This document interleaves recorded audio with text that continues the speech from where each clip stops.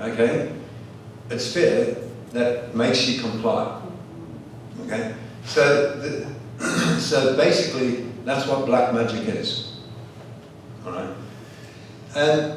But once the people start rebelling, then I've got a problem. I've got all this wealth, the material realm, and I need to defend it. So it used to be the barons, before the barons it was the Knights Templar, then the barons, then the lords. Okay, and that's just a different way that they had the feudal system sort of moved through different political systems. So the Lord's spiritual is the idea, the Church of England. Lord's temporal now is the Lords. It used to be the barons back in 1215, but then they became the Lords of the Manor. So the spiritual idea, basically what it did was bribe a few people to defend that, so they allowed trickling down a little bit, sharing of what's been stolen through fraudulent misrepresentation. So together, the Lord's spiritual and Lord's temporal create the House of Lords. And then the House of Commons is the Commons. So the two houses, okay, and it's by their own authority. They self-proclaimed authority. And I'll show you that it's their own authority. Okay? So it's no different from us just doing the same. If this was contract law, and those three terms were replaced by various company names. Same thing. Yeah. As an employee of said company, Yeah. you would be bound by Correct. a contract. Correct. Only when there's been a meeting of minds, full disclosure. Yeah. Otherwise it's fraud. That's it, so you were party to it. In the same way, if you were a member of the Church of England, could you argue Correct. you signed up Because by virtue of the Lord's spiritual, who are in Parliament, is like the Archbishop, and it's an actual list of maybe, 20 lords or whatever from the church. Okay, so let's try and find out who the hell these things are. Okay, we've got a good idea from observation and a brief discussion, but let's look at the facts, the evidence.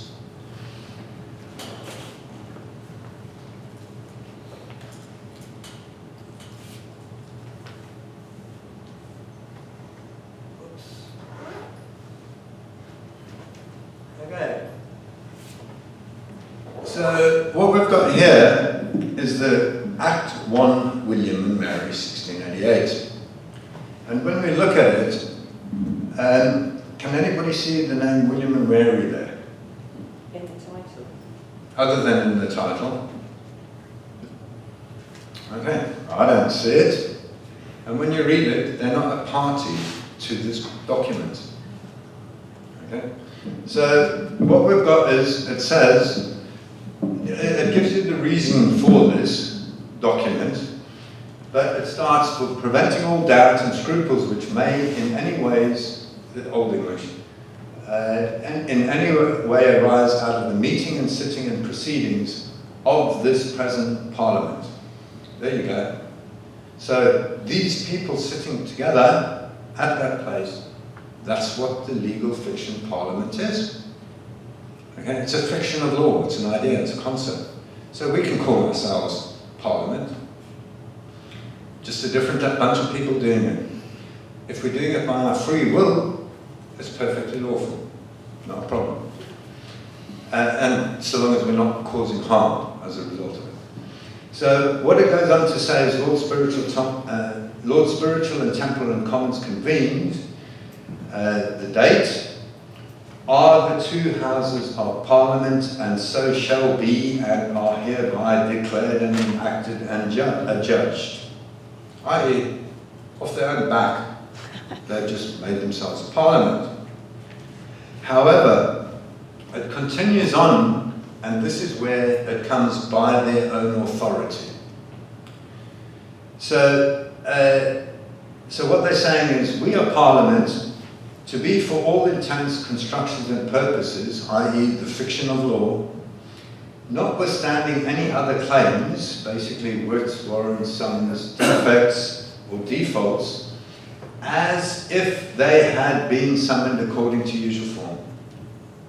As if means, okay, it used to be done like this, but without the authority that was needed previously, we're just following the same format. Okay? So this is the creation of Parliament, and Parliament is made up of the two houses, the House of Lords, which is the Lord's spiritual, Lord's temporal, and the House of Commons, which is the second house. Together, they make up Parliament. Okay? So this here is the document that creates Parliament. And in agreement, it doesn't say William and Mary are a party. None of us can see William and Mary in there. So this is a fraudulent misrepresentation. William and Mary aren't a part of it. Therefore, it can't be an act by William and Mary. It can't be an act one of William and Mary. What this document should say is Parliament's claim to go. So that people are clear, this is merely a claim. Okay? So, what happens next then is the second act is the Bill of Rights.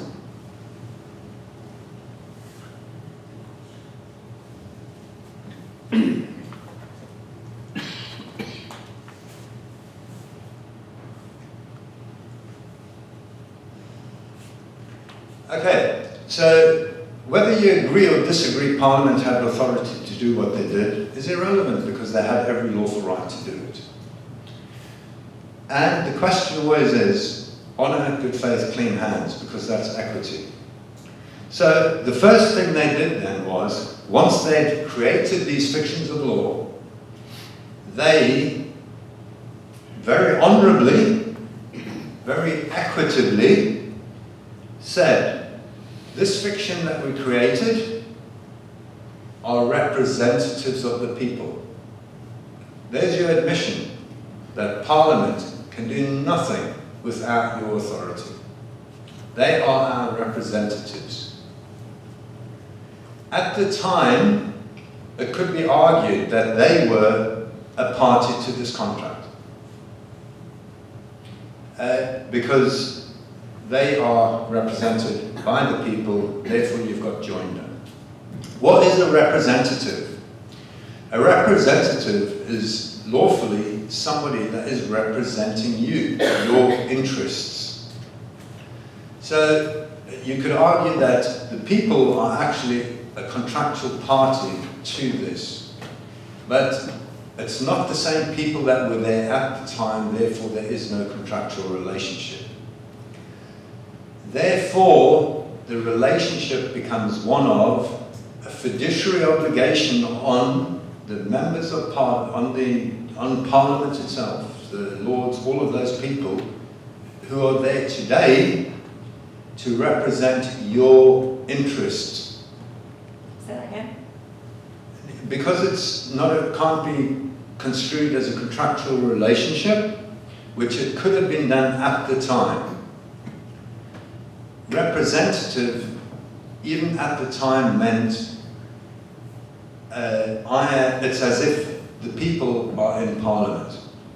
I.e., instead of me being present there physically, I'm being represented, and the authority you have to represent me is not to do me any harm. So everything that Parliament does cannot cause you harm. They have no authority to cause you harm. And nowadays, they're openly admitting there's no need for consent, there's no need for contract. And the reason for that is equity. They have a fiduciary obligation to look after the people's interests, who they are claiming they are representing. So that's why in the Bill of Rights it says that Parliament, no doings can be done to the prejudice of the people. That there, though, is binding between Parliament and the monarch. They are both in agreement because they still, those fictions of law are still governing. Those two have agreed to bind themselves that nothing that they do can be to the prejudice of the people, which is perfectly equitable because they are representatives in a fiduciary capacity. They are trustees of our interest. And the trustee is always accountable to the beneficiary. We are the beneficiaries, they are accountable to us, hence the right to petition the monarch. The monarch is the head trustee. But basically, in the acceptance of the crown, what was offered was the styles, titles, pieces of land, royal dignitaries, the whole lot. I'm not going to go into too much detail with that, okay? But you can read it for yourself. All of that, essentially, you can put under the heading royal prerogative. Have you heard of royal prerogative? Okay? So, prior to this, the royal prerogative was the divine right of kings. The kings had the belief, and the people were under the fraudulent illusion that the king had the divine right to rule. So he could do whatever he wanted. And what happened is, if I create something, then when I die, it's not binding on anybody else that wasn't a party to the agreement. So up till this point, the king created the law and the law died with the king. Hence, Magna Carta 1215 died when John died. The way that then the new king created the law was, he went through all the old law from the last king. A bit of a pick and mix sweetie thing, no different from that. Okay, I cherry pick, I'll take this one on, take this one on, no, stuff that, okay, this one. And that was called the reconfirmation of the charters. So the new king would cherry pick the previous king's laws that they wanted to abide by and reconfirm that in the charters. And that is how they started with the rule of law as a continuation from previous. So with what happened here in 1688 was, instead of it being the person, the king, it became the legal fictions, and legal fictions don't die until they're uncreated. And the Bill of Rights cannot be changed without the authority of the people, because by their own admission, they have said the people, they are there to represent the people. Okay? So, now, within legislation.gov, so these people, the House of the Parliament, being the House of Lords and House of Commons, and the monarch together make Parliament assembled. We've seen where their authority comes from and self-declared. It's extremely honourable. There's nothing wrong with what they've done yet. It's very good. Okay? They have undertaken to protect our rights in perpetuity. So as long as they are acting under the authority of this document, this is the most powerful document that there is to protect our rights. I just want to show you the Senior Courts Act, 1981.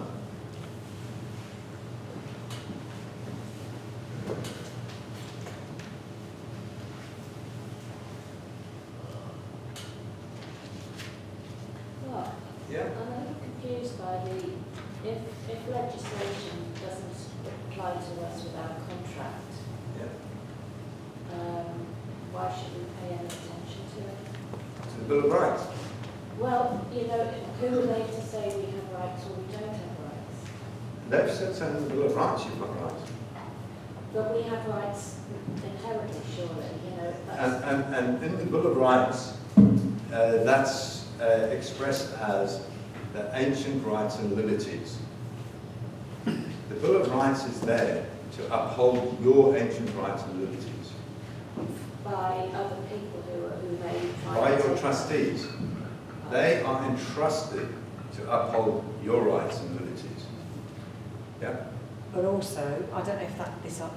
If somebody is a member of a corporation or a member of something, and they do have to abide by legislation, you need to know how they're behaving against you that's not right, and so therefore it's worth knowing the legislation. Does that make sense? Because they have to apply to it. Exactly, because they are bound, they might be And you'll bound by see it. by the end of the day, exactly, end of tomorrow, how all of this actually simply boils down to nobody can impose their will on Yeah. another. But if they're a member of a group and they do have rules, then they would have to abide by those rules if they agree to be a member of that group. Yeah. So long as it's by your own free will. Yeah. And that means no mental coercion, because that's called fraud, and no physical coercion, that's a crime against the body, and no coercion against your property, which is theft. So, yeah. So I'm a little confused. Just knowing a little bit about local history. William didn't become king until 1689. He landed in Brixton in 1688 in November. These documents were written in... Basically, they changed, the calendar changed.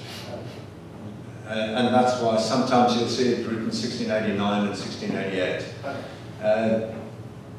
But that's, you'd have to go to the Gregorian calendar, you can verify that yourself, but essentially,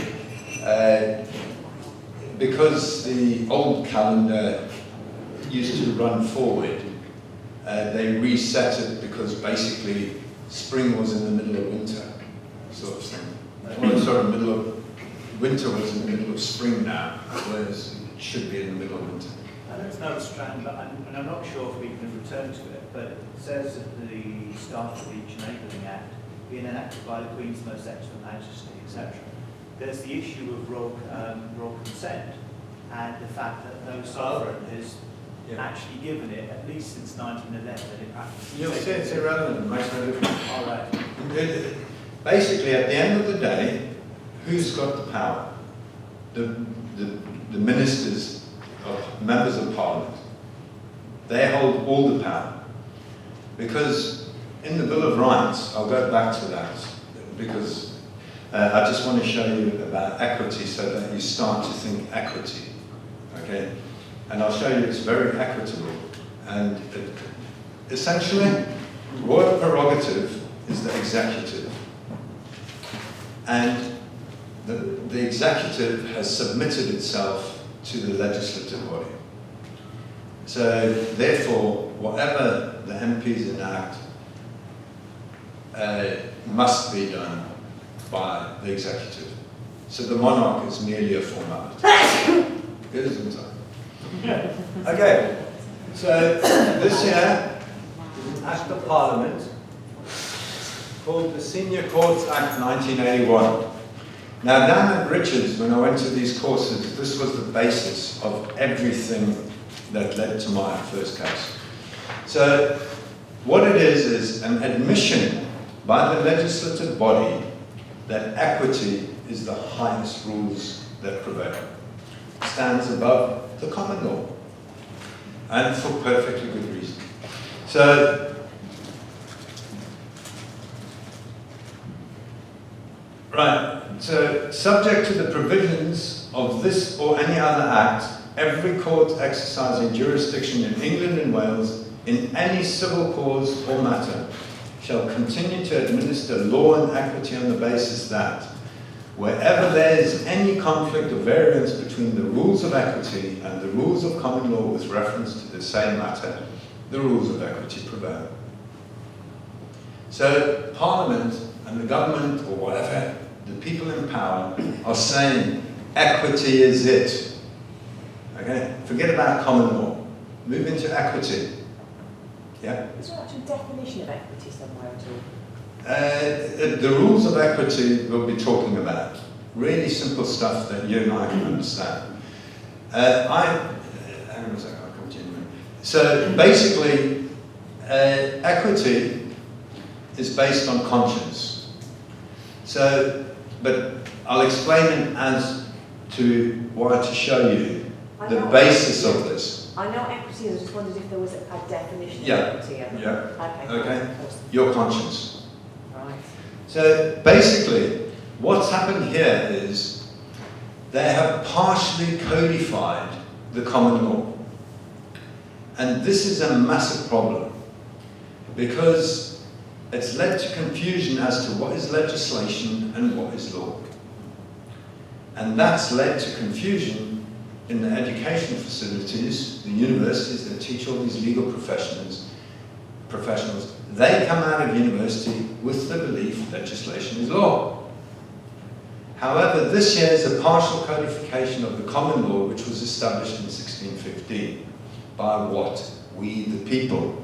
We create the common law through the settlement of dispute in the courts. Hence, they're courts of law. And hence, these aren't called law of senior courts law. These are acts. This is not law. It tells you everywhere it's not law. So the Earl of Oxford case, what was that about? Basically, a quick history from the Norman invasion. The Normans introduced something called stare decisis.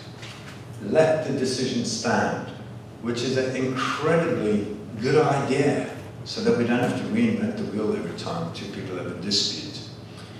The difference between the civil system, the Roman civil system, and the common law system is, under common law precedent, lower courts are bound by higher courts' decisions, as opposed to the Roman law, where each judge, it depends on the mood on the day and who's paying them, okay, how they will rule. They are not bound by a higher court decision.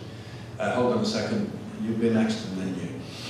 So, we had the courts of chancery, okay, and the chancery, what were you doing? When there was a decision which was not fair and just, you pleaded to the king's conscience to modify that, okay?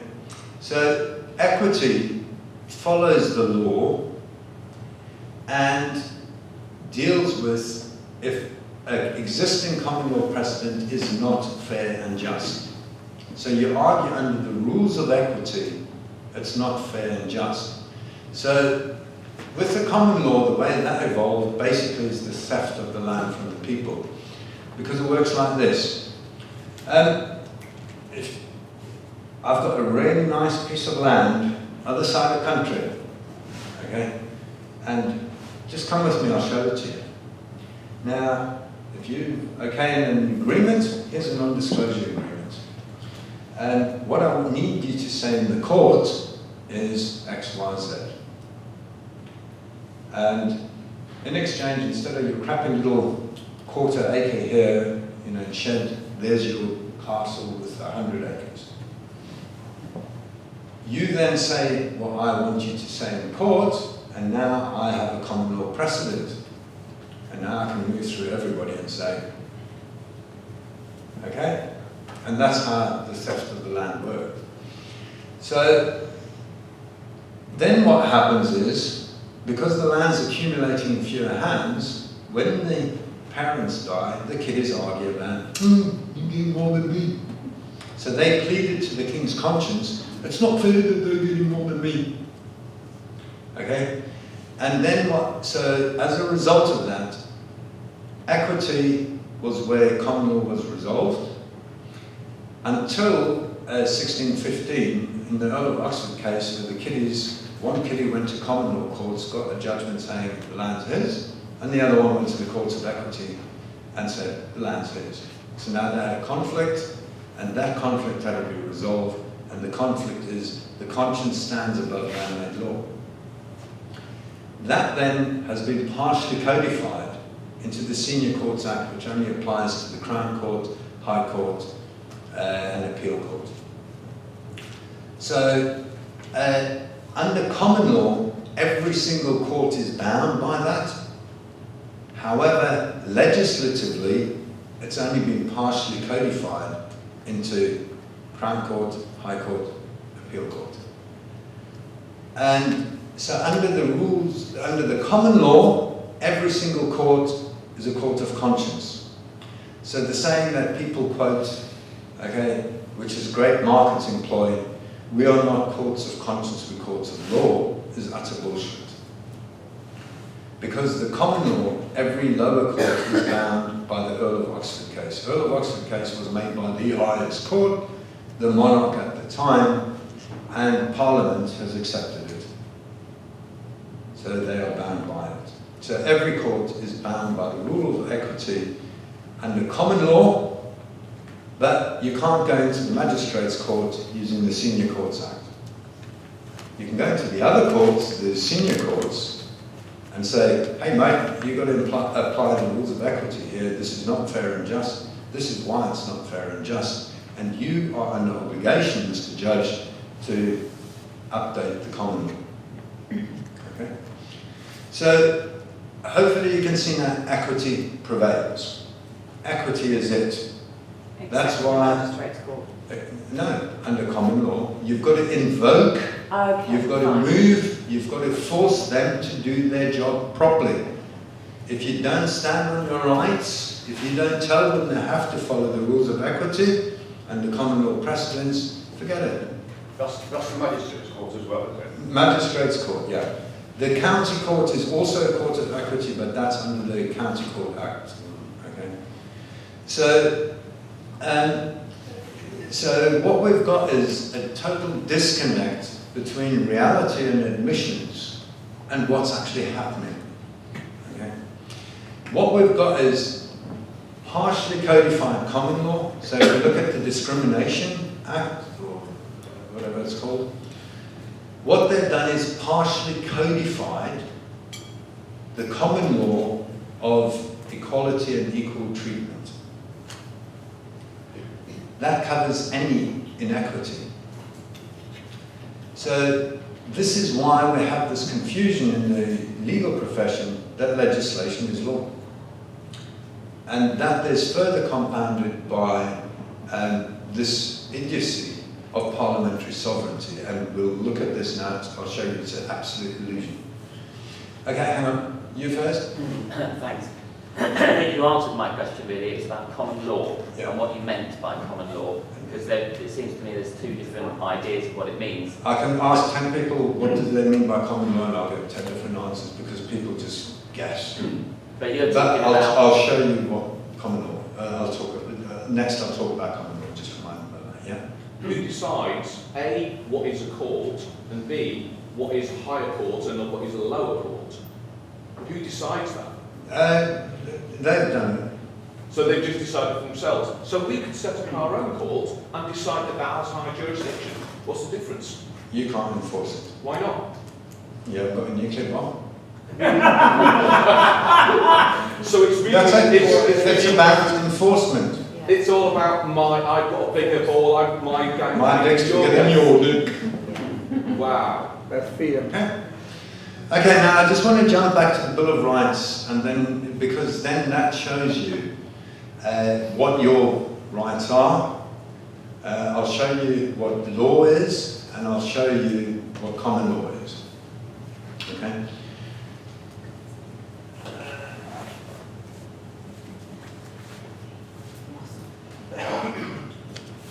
Right. The Bill of Rights is a contract. And nothing more than that. So it's contract law, and because there's consideration for it, it's enforceable in the courts. It's written in the usual format that any claim is written. No, let me get rid of this. Just scroll at the same time.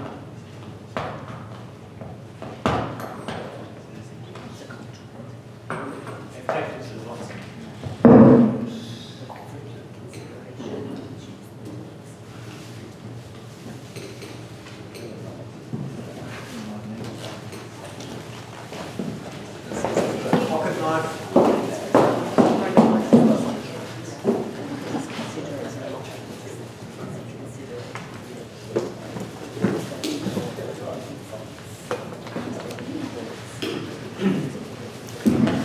Okay, sorry about the interruption. Okay, so basically it's written in the format of any claim. And there's a standard format of claims. So the first part is your shit list. These are all my grievances. So it lists all the grievances and who did them. The next part then, okay, is the introduction as to why they're doing what they're doing. Now it's interesting because there's a lot of, and was at the time, a lot of debate about this. So basically the recital of the late King James abdicating. All right, somebody mentioned quite rightly that William and Mary came over, William's armies came over and landed one part and started marching to London. So they had to lawfully explain what they were doing. And actually, what happened was, it was a political coup, law of conquest. But Parliament was trying to give continuation of custom of the monarch. So the way that they did it was, they said he abdicated the government, abdicated the throne. The government and the throne had been left vacant.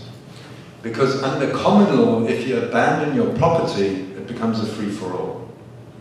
Next person can just claim it. So that's in law how they've overcome what happened in fact, which was law of conquest. And what happened was, you have a change in the bloodline, in the lawful bloodline, which was previously in place. And as a result of the creation of the fictions of law, you now no longer have the divine right of kings. Okay. So what they did then was declared the subject's rights. And this here is what's called the cause of action. And what they said, and this is your precedent, okay? The reason for doing this was the best means of attaining the ends, i.e. no longer having these wrongs done to us by the rulers or the governors, as their ancestors in like cases have usually done for vindicating and asserting their ancient rights and liberties.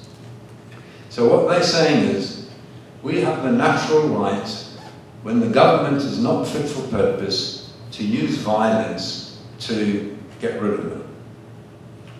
So we can do this peacefully by just setting up our own communities. Stuff you, you've got no authority here, you're not fit for purpose, and therefore we're setting up community assemblies or whatever you want to call it. And that's your precedent for being allowed to do it. You've done it, therefore I can do it. But they'll lose their benefits, their privileges of their actions, and so they won't take it easy. No bully gives up their privileges easy.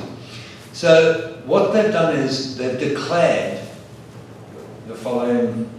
These are the articles, when they refer to the articles in the Bill of Rights, this is what they're talking about. The beginning was the shit list. The articles are what they're doing about it in their offer of contract to William and Mary to become the monarch. So, William and Mary, if you want to accept this contract, your royal prerogative, you will do what Parliament says when it says.